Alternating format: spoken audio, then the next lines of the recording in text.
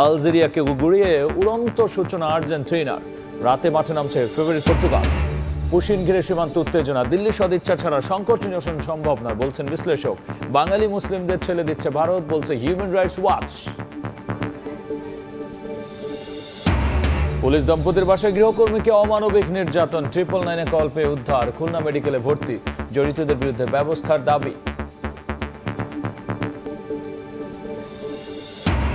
Constable নিয়োগ পরীক্ষায় বাদ পড়াদের টার্গেট করে প্রতারক চক্র, চাকরির প্রলোভনে কয়েক লাখ টাকা লুট, সিআইডির অভিযানে আটক 2।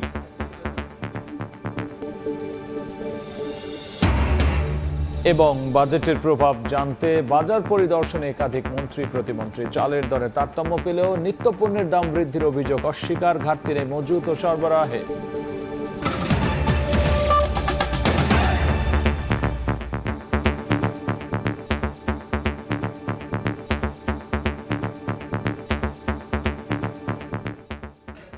বিএনপির জনমুখী পরিকল্পনা ভেস্তে দিতে চাইলে রুখে দেবে জনগণ। যারা বলে সরকারকে সময় দেওয়া যাবে না, তারা নিজেদের স্বার্থে জনগণের বিপক্ষে কথা বলে। মৌলভীবাজারে ফ্যামিলি কার্ড বিতরণ কার্যক্রমের উদ্বোধন করে কথা বলেছেন প্রধানমন্ত্রী তারেক রহমান। এদিন শ্রীমঙ্গলে ফ্যামিলি কার্ড কর্মসূচির উদ্বোধন করে সরকার প্রধান বলেছেন, টাকা পাচার বন্ধ করে দেশের কল্যাণে ব্যয় করবে সরকার। আশরাফুল ইসলামের ছবিতে মুরসালিন হক জুনায়েদের রিপোর্ট। প্রধানমন্ত্রীর আগমন উপলক্ষে বৃষ্টির বাধা উপেক্ষা করে শ্রীমঙ্গলের ভিক্টোরিয়া স্কুল মাঠ পরিপূর্ণ হয়ে ওঠে দুপুরের আগে। পাইলট প্রকল্পের আওতায় তৃতীয় ধাপে ফ্যামিলি কার্ড বিতরণ কার্যক্রম উদ্বোধন করতে মৌলভীবাজারে আসেন প্রধানমন্ত্রী তারেক রহমান। সরকার গঠনের পর প্রধানমন্ত্রীর প্রথম আগমনে উচ্ছ্বাস ছড়িয়ে পড়ে স্থানীয়দের মাঝে। পরে সরকার প্রধান শ্রীমঙ্গল উপজেলার মির্জাপুর ইউনিয়নের 155টি পরিবারের মধ্যে ফ্যামিলি কার্ড বিতরণ করেন। পাশাপাশি সুবিধাবঞ্চিত বিভিন্ন শ্রেণী পেশার মানুষ এবং মেধাবী শিক্ষার্থীদের হাতে তুলে দেন অনুদানের অর্থ।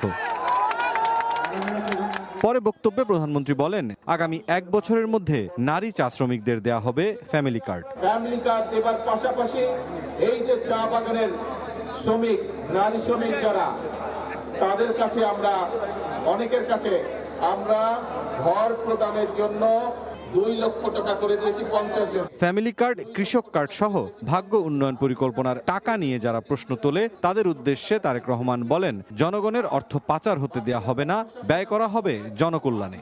যারা জনগণকে বিভ্রান্ত করতে চায়, প্রিয় ভাই বোনেরা, সেটি সংসদের ভেতরেই হোক, সেটি সংসদের বাইরেই হোক, তাদের ব্যাপারে আপনাদেরকে সচেতন থাকতে হবে। যারা এই দেশ থেকে টাকা পাচার করেছে, যারা এই দেশ থেকে টাকা বাইরে পাঠাতে চায়, জনগণের অর্থ টাকা বিদেশে পাঠাতে চায়, আমরা আজ থেকে তাদের বিরুদ্ধে কঠোর অবস্থান গ্রহণ করব। একদিকে সরকার যেমন একে একে তার নির্বাচনী প্রতিশ্রুতি বাস্তবায়ন করছে, তেমনি অন্য একটি পক্ষ জাতিকে দিগ্ভ্রান্ত করারও চেষ্টা চালিয়ে যাচ্ছে। বিষয়টিকে তুলে ধরে প্রধানমন্ত্রী তারেক রহমান সকলের প্রতি আহ্বান জানালেন, গণতান্ত্রিক ও সমৃদ্ধ রাষ্ট্র করতে ঐক্যবদ্ধ থাকার। পরে মৌলভীবাজার সরকারি উচ্চ বিদ্যালয় মাঠে 152 পরিবারের নারীর হাতে ফ্যামিলি কার্ড তুলে দেন প্রধানমন্ত্রী। তা নিশ্চিত করার জন্য বক্তব্যে প্রধানমন্ত্রী বলেন, আগামী 5 বছর বিএনপিকে সরকার পরিচালনার দায়িত্ব দিয়েছে জনগণ। তাই বিএনপির জনমুখী পরিকল্পনা যারা ভেস্তে দিতে চায় তাদের রুখে দেবে জনগণ। বিভ্রান্তি সৃষ্টিকারীদের বিরুদ্ধে সতর্ক থাকার আহ্বানও জানান তিনি। বিএনপির বিরুদ্ধে একত্রিত হয়ে যারা আন্দোলন ষড়যন্ত্র করেছিল গণতন্ত্রের বিরুদ্ধে, মানুষের ভোটের অধিকারের বিরুদ্ধে, সেই তারা এখন আবার বলছে সরকারকে সময় দেওয়া যাবে না। জনগণ টাইম দিয়েছে বিএনপিকে 5 বছর। যারা বলে জনগণকে বিএনপিকে সময় দেওয়া যাবে না, তাদের বিরুদ্ধে তাহলে কি করা উচিত? তাদের বিরুদ্ধে সজাগ থাকতে হবে। সরকারের পরিকল্পনা সফল করতে হলে জনগণকে ঐক্যবদ্ধ থাকতে আহ্বান জানান প্রধানমন্ত্রী। মুরসালিন হক জুনায়েদ, সময় সংবাদ, মৌলভীবাজার।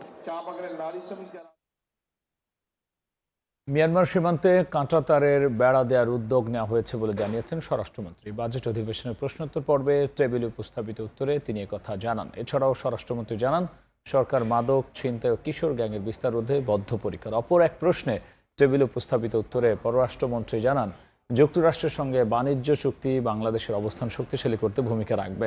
এছাড়াও পরিকল্পনা মন্ত্রণালয়, পার্বত্য চট্টগ্রাম মন্ত্রণালয়ের প্রশ্নোত্তর টেবিলে উপস্থাপন করা হয়। দিনের কর্মসূচি অনুযায়ী পরে প্রস্তাবিত বাজেটের ওপর সাধারণ আলোচনায় বক্তব্য রাখেন সরকার ও বিরোধী দলের সংসদ সদস্যরা।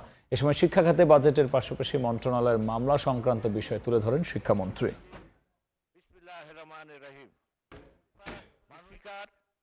আপনাকে ধন্যবাদ। ৯১ সালে এ নিয়ে আলোচনার জন্য স্টুডিওতে যুক্ত হয়েছেন সহকর্মী হাসান ওয়ালি। যাচ্ছি তার কাছে।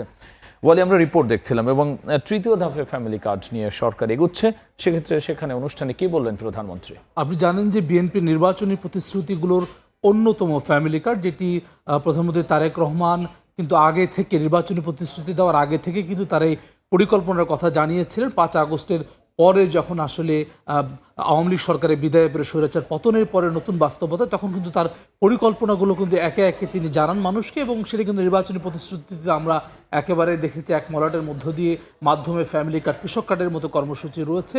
এবং সেটি ফ্যামিলি কার্ড কিন্তু সরকারের যদি অগ্রাধিকারের কথা বলেন, সেটি কিন্তু একেবারে উপরের দিকে, এবং এটি আজকে তৃতীয় ধাপে প্রধানমন্ত্রী তারেক রহমান এটি উদ্বোধন করলেন। এবং আপনি জানেন যে এই যে অর্থ বছর প্রস্তাবিত বাজেট, সেখানেও কিন্তু এই যে অর্থ বছর ২৬-২৭ অর্থ বছরেও কিন্তু প্রায় ৪১ লাখ মানুষকে ফ্যামিলি কার্ড দেওয়ার জন্য সেটি বরাদ্দ রাখা হয়েছে। এবং সরকারের পরিকল্পনা অনুযায়ী বাকি সময়গুলোতে ধারাবাহিকভাবে ৪,১০,০০০ মানুষ কিন্তু ফ্যামিলি কার্ড পাবেন। আজকে প্রধানমন্ত্রী তারেক রহমান মৌলভীবাজারে ২টি অনুষ্ঠানে তিনি অংশ নিয়েছেন এবং সেখানে তৃতীয় ধাপে ফ্যামিলি কার্ড সেটি উদ্বোধন করেছেন।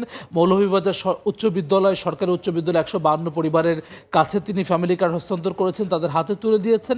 একই সঙ্গে জেলার শ্রীমঙ্গল উপজেলার ১৫৫টি পরিবারের মধ্যে ফ্যামিলি কার্ড বিতরণ করেছেন সরকার প্রধান, যেটি একযোগে ২১টি জেলার মানুষ সেটি পেয়েছেন, নারীদের মধ্যে পৌঁছে দেওয়া হয়েছে। একই সঙ্গে আগামী ১ বছরের মধ্যে যারা নারী চা শ্রমিকরা রয়েছেন, বিশেষত শ্রীমঙ্গলে যেহেতু আমরা জানি যে চা নারী শ্রমিক রয়েছেন, তারা ফ্যামিলি কার্ড পাবেন, সেই প্রতিশ্রুতি সরকার প্রধান দিয়েছেন। এবং তিনি ২টি জায়গায় তিনি বক্তব্য দিয়েছেন ফ্যামিলি কার্ড বিতরণ করার সময়, সেখানে কিন্তু তিনি বক্তব্য রেখেছেন এবং ঘুরে ফিরে কিন্তু আসলে এই যে সরকারের উদ্যোগগুলো রয়েছে, আর সেই উদ্যোগগুলো বাস্তবায়ন করতে সরকার বদ্ধপরিকর, সেই কথা তিনি জানিয়েছেন। একই সঙ্গে যারা বিরোধিতাকারী রয়েছে, বিরোধীদের দিকে তিনি ইঙ্গিত করেছেন, তাদের তিনি সমালোচনা করেছেন। আমরা যদি সেটা দেখতে চাই, ২টি জায়গায় তিনি বক্তব্য দিয়েছেন। প্রথমে আমরা যদি দেখি যে মৌলভীবাজার সরকারি উচ্চ বিদ্যালয়ে তিনি যেটি বলেছেন, জনমুখী পরিকল্পনা ভেস্তে দিতে চাইলে রুখে দেবে জনগণ, অর্থাৎ কেউ কেউ সরকারের এই যে জনমুখী পরিকল্পনাগুলো রয়েছে সেটি ভেস্তে দেওয়ার চেষ্টা করছে, এমন অভিযোগ করেছেন প্রধানমন্ত্রী, এমন কথা তিনি বলেছেন। একই সঙ্গে নিজেদের স্বার্থে জনগণের বিপক্ষে কথা বলছে বিরোধিতাকারীরা, সেটি তিনি বলেছেন। বিভ্রান্তি সৃষ্টিকারীর যারা রয়েছেন তাদের বিরুদ্ধে সতর্ক থাকার আহ্বান জানিয়েছেন সরকার প্রধান।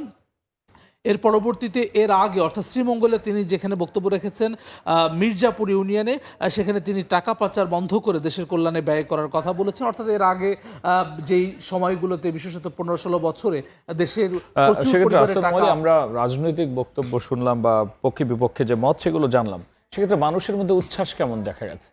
মানুষের মধ্যে তো স্বাভাবিকভাবে আপনি জানেন যে ২৫০০ টাকা করে প্রতিটি পরিবার পাচ্ছে ফ্যামিলি কার্ড, এবং এটি কিন্তু একেবারে অনলাইনের মাধ্যমে তার মোবাইলের মধ্যে যেই ব্যাংকিং, সেখানে কিন্তু টাকা পৌঁছে যাচ্ছে। কোনো ধরনের আমলাতান্ত্রিক জটিলতা বলেন সেটি নেই। বিগত সময়গুলোতে, বিগত সরকারগুলোতে নানা ধরনের সরকারি সেবাতে আমরা যেরকম রাজনৈতিক হস্তক্ষেপ দেখেছি, সেরকম কিন্তু এখন পর্যন্ত অভিযোগও কিন্তু ওই অর্থে পাওয়া যায়নি। যার ফলে সরকারও কিন্তু চেষ্টা করছে এটি একেবারেই সরকারিভাবে, যারা আসলেই প্রয়োজনীয়, যারা আসলে এটি পাওয়ার যোগ্য প্রাথমিকভাবে, কিন্তু তাদের কাছে কিন্তু যারা একেবারে গরিব প্রত্যন্ত অঞ্চলে তাদের কাছে পৌঁছে দেওয়া হচ্ছে। এবং যেটি আমি বলছিলাম শুরুতে, যে এই অর্থ বছরে কিন্তু সেটি প্রায় ৪১ লাখ পরিবার কিন্তু নতুন করে পাবে, এবং এটি ধারাবাহিকভাবে সরকার ৪,১০,০০,০০০ মানুষের কাছে পৌঁছাবে। অর্থাৎ ফ্যামিলি কার্ড একেবারে প্রত্যন্ত এলাকার নারীদের ক্ষমতায়ন করার জন্য সরকারের যে পদক্ষেপ, তারই অংশ হিসেবে কিন্তু ফ্যামিলি কার্ড সরকার প্রধান এটি সারা দেশে ছড়িয়ে দিচ্ছেন। এবং আজকে মৌলভীবাজারের মধ্য দিয়ে, যেটা আমরা জানি যে তৃতীয় ধাপে, এটি উদ্বোধন করলেন সরকার প্রধান। অসংখ্য ধন্যবাদ ওয়ালি। আপনাকে ধন্যবাদ। প্রধানমন্ত্রীর বিভিন্ন কর্মসূচি এবং তার বক্তব্যের বিস্তারিত নিয়ে আলোচনার জন্য স্টুডিওতে যুক্ত হয়েছিলেন সহকর্মী হাসান ওয়ালি। বিএসএফ এর পুশ ইন চেষ্টা ঘিরে উত্তপ্ত বাংলাদেশ ভারত সীমান্ত।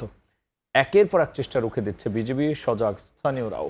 পুশিন রাজনৈতিক ইস্যু, এর সমাধান রাজনৈতিকভাবেই করতে হবে বলে মনে করেন বিশেষজ্ঞরা। দিল্লির সদিচ্ছা ছাড়া সীমান্ত সমস্যার সমাধান সম্ভব নয় বলেও মত তাদের। বুলবুল রেজা রিপোর্ট। 2 সপ্তাহেরও বেশি সময় ধরে বিএসএফের পুশিন চেষ্টা ঘিরে উত্তপ্ত বাংলাদেশ ভারত সীমান্ত। প্রতিদিন কোনো না কোনো এলাকা দিয়ে অবৈধ অনুপ্রবেশের চেষ্টা রুখে দিচ্ছে বিজিবি। সীমান্ত রক্ষীদের সঙ্গে সজাগ স্থানীয়রাও। এখন পর্যন্ত সীমান্তের অন্তত 20টি পয়েন্টে 200-রও বেশি মানুষকে বাংলাদেশে ঠেলে পাঠানোর চেষ্টা করেছে বিএসএফ। এ নিয়ে দুই দেশের সীমান্তরক্ষী বাহিনীর মধ্যে একাধিকবার পতাকা বৈঠক হলেও সমাধান হয়নি। বিশ্লেষকরা বলছেন বিষয়টি রাজনৈতিক, সমাধান খুঁজতে হবে রাজনৈতিকভাবেই। যেই ঝামেলা তৈরি হয়েছে বিশেষ করে বিজেপি পশ্চিমবঙ্গে ক্ষমতা আসার পরে, তার সমাধান আমার মনে হয় না এই দুই পক্ষ যারা বসেছে বিএসএফ আর বিজিবি করতে পারবে। কেন্দ্রে এবং পশ্চিমবঙ্গে ক্ষমতা এখন বিজেপি, তাই দিল্লির সদিচ্ছা ছাড়া পুশিন সমস্যার সমাধান দেখছেন না সাবেক এই রাষ্ট্রদূত। যেহেতু পশ্চিমবঙ্গে গত নির্বাচনে বিজেপির ক্ষমতায় আসবার পর বা ক্ষমতায় আসবার প্রক্রিয়ার অংশ হিসেবে এই ঘটনাগুলো ঘটছে, এখানে একটা বড় ধরনের রাজনৈতিক উপাদান আছে এবং সম্ভবত এই রাজনৈতিক আলাপ আলোচনার ভেতর দিয়ে এটার একটা সমাধান আমাদের খুঁজতে হবে। ভারত সরকার যদি মনে করে বাংলাদেশের সাথে তাদের সম্পর্কটা উন্নয়ন করা জরুরি এবং এই ধরনের কর্মকাণ্ড বন্ধ করা উচিত। এবার বিজেপি বিএসএফ বৈঠকের পর প্রথাগতভাবে যৌথ বিবৃতি না দেওয়ার বিষয়টিও ইতিবাচক ইঙ্গিত বহন করে না বলে মত বিশেষজ্ঞদের। বুলবুল রেজা, সময় সংবাদ, ঢাকা। পশ্চিমবঙ্গের বাঙালি মুসলমানদের ভারত জোরপূর্বক বাংলাদেশে পাঠিয়ে দিচ্ছে বলে এক প্রতিবেদনে জানিয়েছে আন্তর্জাতিক মানবাধিকার সংস্থা হিউম্যান রাইটস ওয়াচ। সংস্থাটি জানায়, আইনি প্রক্রিয়া অনুসরণ না করেই ভারতীয় সীমান্তরক্ষী বাহিনী বিএসএফ বহু মানুষকে বাংলাদেশে ঠেলে দেওয়ার চেষ্টা করছে। কয়েকটি ঘটনায় বিজিবি প্রবেশে বাধা দিলে বিএসএফ পরে তাদের ভারতেই ফিরিয়ে দেয়। বিজিবির তথ্য অনুযায়ী 2026 সালের 1 জুন থেকে এখনো পর্যন্ত বিএসএফের অন্তত 21টি পুশিন প্রচেষ্টা প্রতিহত করা হয়েছে। এসব ঘটনায় শিশুসহ 200 জনেরও বেশি মানুষ বাংলাদেশে ঢুকিয়ে দেওয়ার চেষ্টা করা হয়।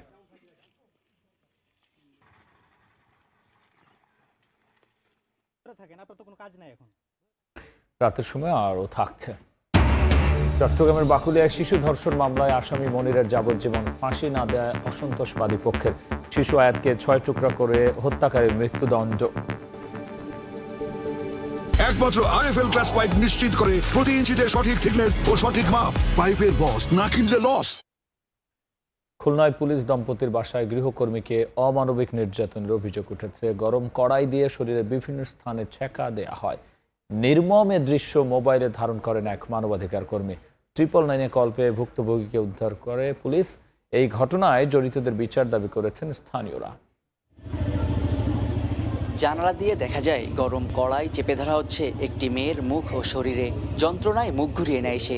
এরপর কান ধরে ওঠবাস করানো হয় মেয়েটিকে। হাত থেকে তরকারি পড়ে যাওয়ায় গৃহকর্মীর ওপর এভাবেই নির্যাতন চালায় গৃহকর্ত্রী। খুলনার সোনাডাঙ্গা আবাসিক এলাকার সোলার পার্ক সংলগ্ন একটি ভাড়া বাসায় এ ঘটনা ঘটে। স্থানীয়রা জানান, সোনাডাঙ্গা থানার এএসআই সঞ্জয় মিত্র ও তার স্ত্রী এএসআই পপি মিত্র প্রায় নির্যাতন করে গৃহকর্মীর ওপর। ভুক্তভোগী শরীরের বিভিন্ন স্থানে আঘাতের চিহ্নও দেখা যায়। মানবাধিকার এক কর্মী মোবাইলে ভিডিও ধারণের পর 999-এ ফোন করে মেয়েটিকে উদ্ধারের আকুতি জানান। উনি দেখছে কান ধরে উঠবাস করাচ্ছেন এবং ওই কড়াই গরম করে গায়ে ছেঁকা দিচ্ছে। নতুন ঘটনা না, এটা পুরান ঘটনা। ওই যে দারোয়ান মারওয়ান আছে জিগান, হেরা লোক হ্যাগের কাছেই লোক চায়, হেরা লোক দেয় না। বিচার করতে পারি তাহলে কিছু না হোক, এই মানে গৃহ পরিচারিকার উপরে যে নির্যাতন, যে অত্যাচার, সেটা কিছুটা কমবে। মেয়েটির গায়ে নির্যাতনের চিহ্ন, আমরা চাই পুলিশই এটা করুক এবং এর অবশ্যই এর বিচার হোক। পুলিশ এসে অভিযুক্তকে হেফাজতে না নিলেও মেয়েটিকে ভিকটিম সাপোর্ট সেন্টারে নিয়ে যায়। প্রয়োজনীয় ব্যবস্থা নিব ইনশাল্লাহ। আগে দেখি ভিকটিমের কি অবস্থা, সে যে অসুস্থ হয় তার চিকিৎসার ব্যবস্থাটা আমরা আগে করব। এদিকে খবর পেয়ে ঘটনাস্থলে আসলেও সাংবাদিকদের এড়িয়ে যান পপির স্বামী সোনাডাঙ্গা থানার এএসআই সঞ্জয় মিত্র। এতিম মেয়েটি ছোট থেকেই এই বাড়িতে কাজ করেন। তার গ্রামের বাড়ি নরসিংদী জেলায়। তানজিম আহমেদ, সময় সংবাদ, খুলনা। দেখছেন রাতের সময়, সঙ্গী থাকুন। দেখছেন রাতের সময়। চট্টগ্রামের বাকুলিয়া শিশু ধর্ষণ মামলায় একমাত্র আসামির যাবজ্জীবন কারাদণ্ড দিয়েছেন আদালত। রায় অসন্তোষ জানিয়ে উচ্চ আদালতে আপিল করার কথা জানিয়েছে বাদী পক্ষ। দিকে ইপিজেডে 5 বছরের শিশু আয়াতকে 6 টুকরা করে হত্যায় আসামির মৃত্যুদণ্ড দিয়েছেন আদালত। রায় পেতে 4.5 বছরের অপেক্ষা ফুরালো পরিবারের। 8 কার্যদিবসে সম্পন্ন হলো ধর্ষণ মামলার বিচার কাজ। চট্টগ্রামের বাকুলিয়ায় 3 বছরের শিশুকে ধর্ষণ মামলার রায় দিলেন আদালত। গত ২১ মে বিকেলে শিশুটিকে ধর্ষণের অভিযোগে মনির হোসেনের বিরুদ্ধে মামলা করে ভুক্তভোগীর পরিবার। এরপর ৮ কার্যদিবসে চার্জশিট গঠন ও সাক্ষ্য প্রমাণের ভিত্তিতে বুধবার দুপুরে রায় দেন আদালত। এতে মামলার একমাত্র আসামি মনির হোসেনকে যাবজ্জীবন সাজা দেওয়া হয়েছে। তবে রায়ে সন্তুষ্ট নয় বাদীপক্ষ। উচ্চ আদালতে আপিল করার কথা জানিয়েছেন আইনজীবীরা। আমার নাতিনেরটা ফাঁসি চাই, আমি উচ্চ আদালতে যাব। আসামির পূর্বে কোনো মামলা না থাকায় এই মামলাটি প্রথম মামলা হওয়ায় আসামিকে যাবজ্জীবন সশ্রম কারাদণ্ড এবং ৫০,০০০ টাকা অর্থদণ্ডে দণ্ডিত করেছেন। এদিকে ইপিজেডে শিশু আয়াতকে ৬ টুকরা করে হত্যা মামলা ৩.৫ বছর পর রায় হলো। চট্টগ্রামের ৬ষ্ঠ অতিরিক্ত মহানগর দায়রা জজ আদালতের বিচারক মোহাম্মদ আলী আক্কাস আসামি আবিরকে মৃত্যুদণ্ডাদেশ দেন। এছাড়া হত্যাকাণ্ডের সহযোগী অপ্রাপ্তবয়স্ক হওয়ায় শিশু আদালতে আলাদাভাবে তার বিচার কাজ চলছে। এর আগে শনিবার মামলার যুক্তিতর্ক শুনানি শেষ হয়। রায়ে সন্তোষ প্রকাশ করে দ্রুত কার্যকরের দাবি জানান স্বজনরা। ৪ বছর পরে এই রায়ের আমি সন্তুষ্ট। ১ মাসের ভিতরে এই রায় কার্যকর করা হোক। আবির আলী যে নৃশংস হত্যাকাণ্ড সংঘটিত করেছে, বিজ্ঞ আদালত এইটার পর্যবেক্ষণে সর্বোচ্চ সাজা মৃত্যুদণ্ডে দণ্ডিত করেছেন। ২০২২ সালে ১৪ নভেম্বর ইপিজেডে শিশু আলিনা ইসলাম আয়াতকে হত্যার পর ৬ টুকরা করে আবির ও তার বন্ধু। পরে লাশের খণ্ডিত অংশ সাগর ও খালে ফেলে দেয় তারা। ফেরদৌস লিপি, সময় সংবাদ, চট্টগ্রাম। কনস্টেবল নিয়োগ পরীক্ষায় বাদ পড়াদের টার্গেট করে পুলিশের চাকরি পাইয়ে দেওয়ার নামে প্রতারণার অভিযোগে ২ জনকে গ্রেফতার করেছে সিআইডি। গ্রেফতারকৃতদের একজন নিজেকে সেনাবাহিনীর অবসরপ্রাপ্ত সার্জেন্ট পরিচয় দিয়ে নিতেন বলে জানিয়েছেন তদন্ত সংশ্লিষ্টরা। পুলিশের কনস্টেবল নিয়োগে বিভিন্ন ধাপে বাদ পড়া প্রার্থীদের তথ্য সংগ্রহ করত সাফায়েত হোসেন ও এনামুল হক। প্রভাবশালী ব্যক্তি ও ঊর্ধ্বতন কর্মকর্তাদের সঙ্গে যোগাযোগ রয়েছে দাবি করে চাকরি নিশ্চিত করার শতভাগ গ্যারান্টি দিয়ে লাখ লাখ টাকা হাতিয়ে নিত চক্রটি। নগদ টাকাসহ প্রতারক চক্রের ২ সদস্যকে গ্রেপ্তার করে সিআইডি। বুধবার বিকেলে সিআইডি সদর দপ্তরে এসব তথ্য জানান ঢাকা মেট্রোর অতিরিক্ত বিশেষ পুলিশ সুপার। কনস্টেবল নিয়োগের বিভিন্ন পর্যায়ে যখন বাদ পড়েছে তাকে তারা আইডেন্টিফাই করেছে। এখানে একজন সাফায়াত যিনি উনি পরিচয় দিয়েছেন যে উনি সেনাবাহিনীতে কর্মরত ছিলেন। প্রত্যেকটা রেঞ্জ হচ্ছে ১০ থেকে ১২ লক্ষ টাকা। ৪ থেকে ৫ জনের নিকট থেকে অলরেডি তারা টাকা নিয়েছেন। তাদের যে অপারেশন আর কি, এটা করার সময় আমরা হাতে নাতে তাকে ধরে ফেলেছি। চক্রটি চাকরি প্রার্থীদের বিশ্বাস অর্জনে ব্যবহার করত অভিনব কৌশলও। এক প্রার্থীর কাছ থেকে ৪.৫ লাখ টাকা নেয়ার চেষ্টাকালে তাদের গ্রেফতার করা হয়। তখন আমি ক্যান্ডিডেটের মামা হিসেবে সাথে গিয়েছি। আমি বললাম যে ভাই আপনাকে যে টাকাটা দিব এটা গ্যারান্টি কি? সাথে সাথে তার এই যে ডাচ বাংলা ব্যাংকের বলে যে আমার কাছে অনলাইন চেক আছে। আমি বললাম যে আমি তো আজকে ৫ লাখ টাকা দিব। বলে যে ভাই আপনাকে ৫ লাখ টাকার চেক দিয়ে দিচ্ছি। এ সময় সাংবাদিকদের প্রশ্নের জবাবে এই চক্রের সঙ্গে আরও কেউ জড়িত আছে কিনা তা খতিয়ে দেখা হচ্ছে বলে জানানো হয়। অন্য কোনো বড় ডিল ওদের অন্য নিয়োগের ক্ষেত্রে অথবা পদায়ন পদোন্নতির প্রলোভন দেখিয়ে করার ক্ষেত্রে আছে কিনা সেটা আমরা তদন্তে জানতে পারবো। সিআইডি জানিয়েছে গ্রেপ্তার সাফায়েত হোসেনের বিরুদ্ধে হত্যা, চেক জালিয়াতি ও প্রতারণা সহ একাধিক মামলা রয়েছে। তার নামে আরো ইতিপূর্বে 3টা মামলা আমরা এখানে দেখতে পেয়েছি। আবু সাইদ নিশান, সময় সংবাদ, ঢাকা। রাজধানীর আদাবরে ছিনতাইকারীদের ধরতে অভিযানের সময় পুলিশের উপর হামলার ঘটনায় ৬ জনকে গ্রেফতার করেছে র্যাব ২। বিকেলে কারওয়ান বাজারের র্যাবের মিডিয়া সেন্টারে এই তথ্য জানায় সংস্থাটি। এদিকে ছিনতাইয়ের দৌরাত্ম্য কমিয়ে নিরাপদ এলাকার দাবিতে আদাবর থানার সামনে বিক্ষোভ ও মানববন্ধন করে এলাকাবাসী। মঙ্গলবার সকালে আদাবর থানা এলাকায় একটি বিকাশের দোকানে ঢুকে এলোপাতাড়ি চাপাতি চালিয়ে ৩ লাখ টাকা ও মোবাইল ফোন ছিনিয়ে নেয় একদল ছিনতাইকারী। ঘটনার পর বিকেলেই ছিনতাইকারীদের ধরতে অভিযান চালালে ধারালো অস্ত্রের আঘাতে আহত হন আদাবর থানার ওসি এবং এক সাব ইন্সপেক্টর। এ সময় পুলিশের পাল্টা গুলিতে আহত হন ২ ছিনতাইকারীও। এই ঘটনার পর বুধবার বিকেলে নিরাপদ আদাবর ও মোহাম্মদপুরের দাবিতে বিক্ষোভ ও মানববন্ধন করেন এলাকাবাসী। অপরাধ প্রবণ এলাকা হলেও এই অঞ্চলে আইন শৃঙ্খলা বাহিনীর জনবল তুলনামূলক কম অভিযোগ করে পুলিশ সদস্য বৃদ্ধি, টহল জোরদার এবং সিসিটিভি ও গোয়েন্দা নজরদারি বাড়ানোর দাবি জানান তারা। এইখানে যে সন্ত্রাসীদের এই ধরনের বারবারন্ত, এটাকে যদি উচ্ছেদ করতে হয় সেক্ষেত্রে রাজনৈতিক সদিচ্ছাই আমাদের জন্য সবচেয়ে বেশি জরুরি। এরা নিজেদের কোনো শক্তি থেকে করে না, এরা বিভিন্ন রাজনৈতিক বড় বড় দলের ছত্রছায়ার মাধ্যমে করে। আমরা চাই যারা মূল মাস্টারমাইন্ড তাদেরকে ধরুক, তাদেরকে যথাযথ শাস্তিমূলক ব্যবস্থা করুক। এদিকে ঘটনার তদন্তে গোয়েন্দা নজরদারি বৃদ্ধি করেছে র্যাব 2। অভিযান চালিয়ে চক্রটির 6 সদস্যকে গ্রেফতার করা হয়েছে বলে বুধবার বিকেলে সংবাদ সম্মেলনে জানায় সংস্থাটি। গ্রেফতারকৃতদের মধ্যে রয়েছে মোহাম্মদপুরের শীর্ষ সন্ত্রাসী ফরিদ আহমেদ বাবু ওরফে এক্সেল বাবু এবং কবচিকাটা আনোয়ার গ্রুপের second in command Abu Saeed. 16 June 2026 মধ্যরাতে গোয়েন্দা তথ্যের ভিত্তিতে র্যাব 2 এর আভিযানিক দল রাজধানীর মোহাম্মদপুর ও মিরপুরের পীরেরবাগ এলাকায় সাঁড়াশি অভিযান চালিয়ে মোট 6 জন ছিনতাইকারীকে গ্রেপ্তার করতে সক্ষম হয়। একই সাথে ছিনতাই কাজে ব্যবহৃত মোটরসাইকেল ও সামুরাই উদ্ধার করে।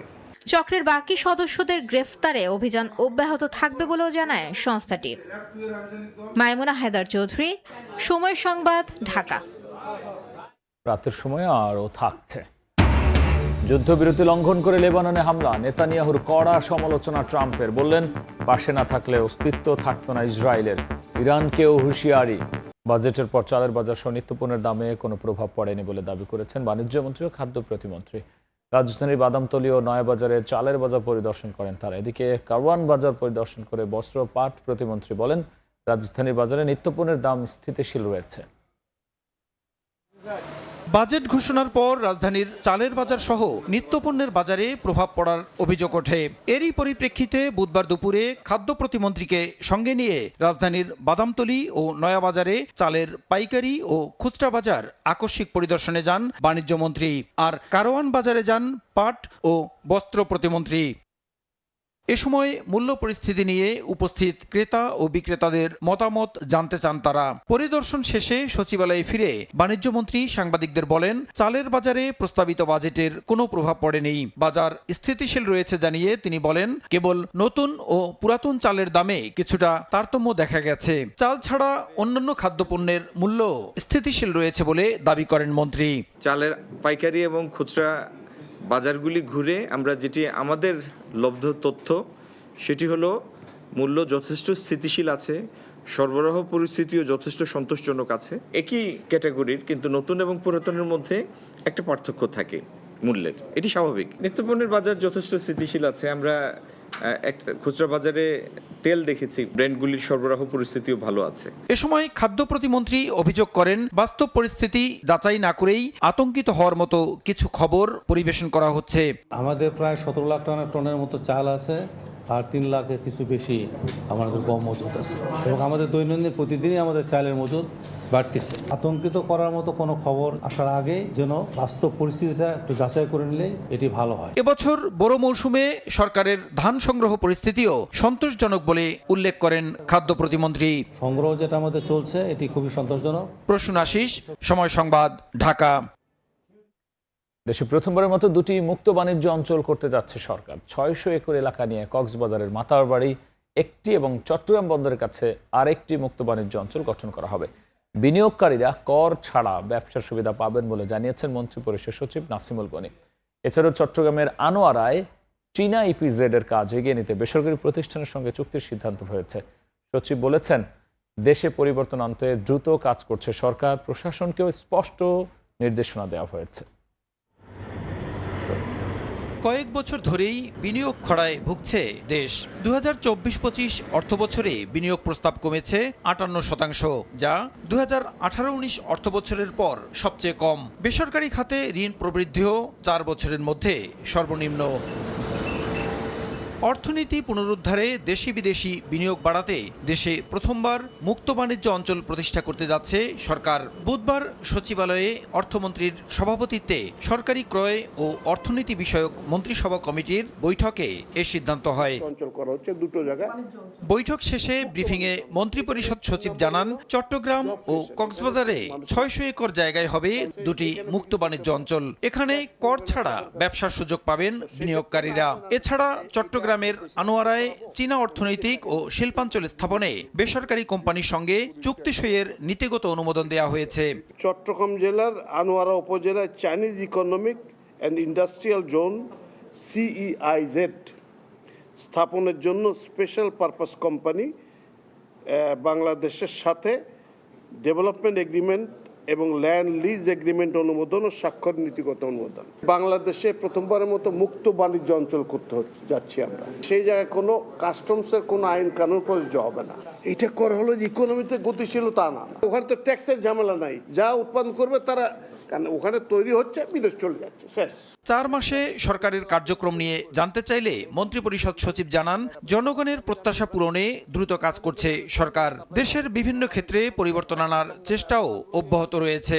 This government is moving so fast এবং এর চ্যালেঞ্জেসগুলো এত বেশি, কারণ আমরা 15-16 বছর একটা সিস্টেমে অভ্যস্ত হয়ে গেলে মাথাটা ওই রকমভাবে কাজ করে যে আমি তো ঠিকই করছি এইভাবে। জেলা প্রশাসকদের সব গভর্নমেন্ট যা বলেছে তাই, সৎভাবে কাজ করবেন, দক্ষতার সাথে কাজ করবেন, জনগণের জন্য কাজ করবেন। রাশিয়া ও সৌদি আরব থেকে 55,000 মেট্রিক টন ইউরিয়া সার এবং জুন জুলাইয়ের জন্য স্পট মার্কেট থেকে 2 কার্গো এলএনজি সংগ্রহের সিদ্ধান্ত নিয়েছে ক্রয় সংক্রান্ত মন্ত্রিসভা কমিটি। প্রসূন আশিস, সময় সংবাদ, ঢাকা। সরকার ব্যবসা বান্ধব বাজেট দিলেও বাস্তবায়ন নিয়ে শঙ্কার কথা জানিয়েছেন ব্যবসায়ী নেতারা। বাজেট নিয়ে বাংলাদেশ চেম্বার অব ইন্ডাস্ট্রিজ আয়োজিত বৈঠকে কথা বলেছেন তারা। এই সময় এনবিআর এর সংস্কারে ধীর গতি ব্যবসায়ীদের হুমকির মুখে ফেলছে বলে জানান বিসিআই সভাপতি। আর মূল্যস্ফীতিকে বর্তমানে অর্থনীতির সবচেয়ে বড় সংকট হিসেবে উল্লেখ করেন অর্থনীতিবিদরা। বাজেটে ব্যবসায়ীদের প্রত্যাশা ও প্রাপ্তির হিসাব নিয়ে গোলটেবিল বৈঠকের আয়োজন করে উৎপাদনশীল খাত নিয়ে কাজ করা ব্যবসায়ীদের সংগঠন Bangladesh chamber of industries BCI, যাতে উঠে আসে বাস্তবায়নের সম্ভাবনা ও ব্যবসার প্রতিবন্ধকতার নানা দিক।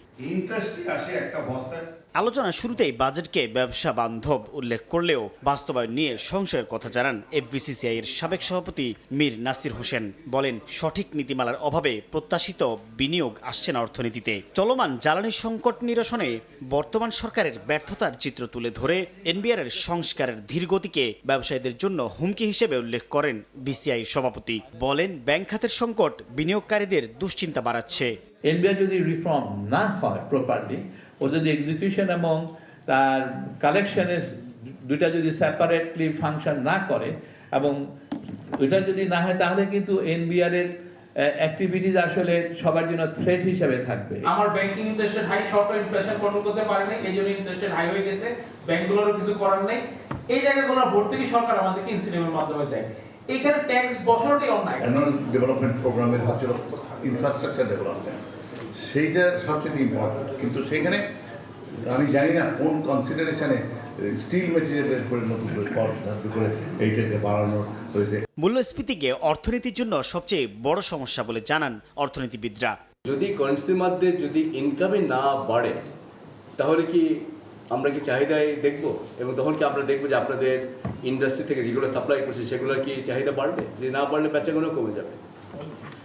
আমি বলব প্রায়োরিটি ঠিক করে ট্যাক্স রেট এদিক ওদিক করতে পারে রিসোর্স মোবিলাইজেশনের জন্য। সেকেন্ড হলো সরকারি বিনিয়োগ, পাবলিক ইনভেস্টমেন্ট অ্যালোকেশন। থার্ড জিনিসটাই হলো কিন্তু পলিসি সিগন্যালস, সরকারের ইন্টেন্ট, সরকারের আগামী দিনে কোথায় ফোকাস করবে, এই সিগন্যালটা কিন্তু বাজেটে আসে। বৈঠকে বিপুল রাজস্ব আদায়ে এনবিআর এর সক্ষমতা নিয়ে প্রশ্ন তোলেন আলোচকরা।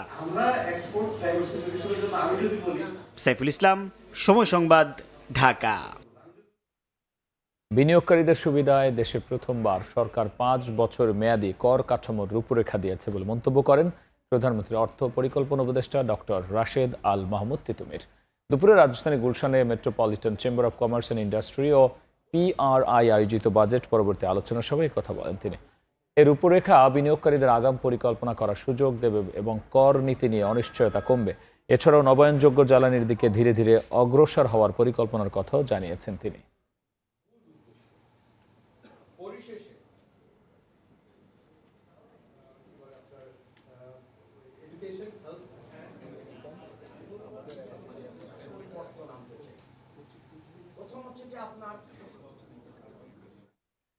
দেখছেন রাতের সময়, সঙ্গী থাকুন। দেখছেন রাতের সময়। হাম উপসর্গ নিয়ে 24 ঘন্টায় আরও 4 শিশুর মৃত্যু হয়েছে। হামের টিকা কতটুকু কার্যকর তা নিয়ে মাঠ পর্যায়ে জরিপ শুরু করবে স্বাস্থ্য অধিদপ্তর। হাম পরিস্থিতি উন্নতির জন্য জুন মাসটা অপেক্ষা করতে হবে বলে জানান জনস্বাস্থ্য ইনস্টিটিউটের হাম পোলিও ল্যাবের প্রধান। দেশে হাম সংক্রমণের পেরিয়েছে 3 মাস। স্বাস্থ্য অধিদপ্তরের প্রতিবেদন বলছে এখনও প্রতিদিন আক্রান্ত হাজারের ঘরে। রাজধানীর হাসপাতালে ভর্তি রোগীর অধিকাংশই ঢাকার বাইরের, তাই স্বাস্থ্য অধিদপ্তরের তালিকায়ও যোগ হচ্ছেন একাধিকবার। আসার পর আজকে দীর্ঘ 10 দিন চলতেছে, আলহামদুলিল্লাহ লাগছে অনেকটা ভালো হামেডিয়া। সেদিন 14 দিন ছিলাম, তারপরে আবার ওদিক থেকে রিলিজ করে দেওয়ার পর থেকে আবার আমাকে বলছে যে জায়গায় এসে ভর্তি হইতে, তা আমরা এই জায়গায় এসে ভর্তি হয়ে যাচ্ছে 5 দিন। জনস্বাস্থ্য ইনস্টিটিউটের হাম পোলিও ল্যাবের প্রধান বলছেন, সঠিক তথ্য উঠে আসছে না স্বাস্থ্য অধিদপ্তরের প্রতিবেদনে, যোগ হচ্ছে পুরাতন রোগীরাও, যে কারণেই প্রকৃত চিত্র বোঝা যাচ্ছে না। অ্যাজ এ ক্লিনিশিয়ান আমরা ফ্লুইড করতে চাই, একটু দেখতে চাই। আমি আপনাকে একটু আগে বললাম এক্সপ্লেনেশন, যে হয়তো আপনি যেটা বলছেন কিংবা আমাদের সিস্টেম যেটা বলছে তার চাইতে অনেকই কমেছে, কারণ সিস্টেমটা তো কাউন্ট করে ফেলেছে, নতুন কেস কিন্তু আইডেন্টিফাই করছে না। ওদের ডেইলি দেখছে যে বেড সংখ্যা কত সেটাই কাউন্ট করছে, গত দিনের বেড সংখ্যাটাও কাউন্ট হচ্ছে। সুতরাং আমরা আসলে ডেইলি যে কমছে, যে গ্র্যাজুয়ালিটি যেটা কমছে এটা আইডেন্টিফাই করছি না। পেশেন্টগুলো আসছে এখন, এই পেশেন্টগুলো তো কিওর হতে মিনিমাম আপনার এই জুন মাসটা যাবে, তাই না? আর ভ্যাকসিন দেওয়া শেষ করেছি আমরা কিছুদিন হলো, 1 সপ্তাহ 2.5 সপ্তাহ। তো এই জুন মাসটা আপনাকে ওয়েট করতে হবে, মানে একদম অ্যাকচুয়াল পিকচারটা দেখার জন্য আসলে কতটুকু কমেছে। আমরা যেটা ইনস্ট্রাকশন পেয়েছি ডিজি অফিস থেকে, যে হয়তো সেল সার্ভে করতে হতে পারে, যদি সেল সার্ভে করে তখনও আমরা বুঝতে পারবো যে আসলে কতটুকু কমেছে কিংবা ভ্যাকসিনের এফিকাসিটা কতটুকু। হামের সংক্রমণ থেকে বাঁচতে টিকার বিকল্প নেই জানিয়ে বিশেষজ্ঞরা বলছেন, শুধু হামের টিকা নয়, সময় মতো নিতে হবে ইপিআইভুক্ত সবকটি টিকা। মনির হোসাইন, সময় সংবাদ, ঢাকা। দেখছেন রাতের সময়, সঙ্গী থাকুন। দেখছেন রাতের সময়। পরমাণু অস্ত্র তৈরির চেষ্টা করলে ইরানের ওপর নরক নেমে আসবে বলে হুঁশিয়ারি দিয়েছেন মার্কিন প্রেসিডেন্ট ডোনাল্ড ট্রাম্প। একই সঙ্গে তেহরান ওয়াশিংটন সম্পর্ক স্বাভাবিকের দাবিও করেছেন তিনি। দ্রুত ইরানের সঙ্গে আনুষ্ঠানিক চুক্তি ও পরবর্তী আলোচনা হবে বলে G7 সম্মেলনে আশাবাদ ব্যক্ত করেছেন মার্কিন প্রেসিডেন্ট। লেবানন ইস্যুতে ইসরায়েলি প্রধানমন্ত্রীর কড়া সমালোচনাও করেন ট্রাম্প। বলেন, তিনি পাশে না থাকলে ইসরায়েলের অস্তিত্ব থাকতো না। যুদ্ধবন্ধে ইরানের সঙ্গে এরই মধ্যে ডিজিটালি সমঝোতা স্মারক সই হয়েছে যুক্তরাষ্ট্রের। শুক্রবার তা আনুষ্ঠানিকভাবে স্বাক্ষর হওয়ার কথা রয়েছে। এরপর দুই দেশের মধ্যে শুরু হবে পরবর্তী ধাপের আলোচনা। এ পর্যায়ে শীর্ষ সংবাদ জানিয়ে দিচ্ছি আরও একবার। বিএনপির জনমুখী পরিকল্পনা ভেস্তে দিতে চাইলে রুখে দেবে জনগণ। মৌলভীবাজারে ফ্যামিলি কার্ড বিতরণ করে প্রধানমন্ত্রী। টাকা পাচার বন্ধ করে মানুষের ভাগ্য উন্নয়নে ব্যয় করবে সরকার।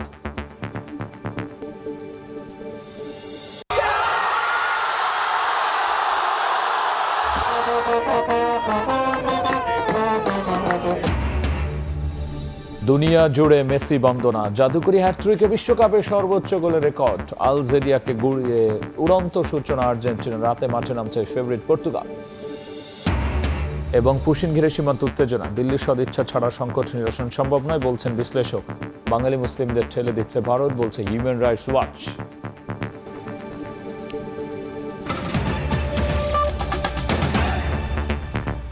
এই ছিল রাতের সময়। এরপর দেখবেন সম্পাদকীয়।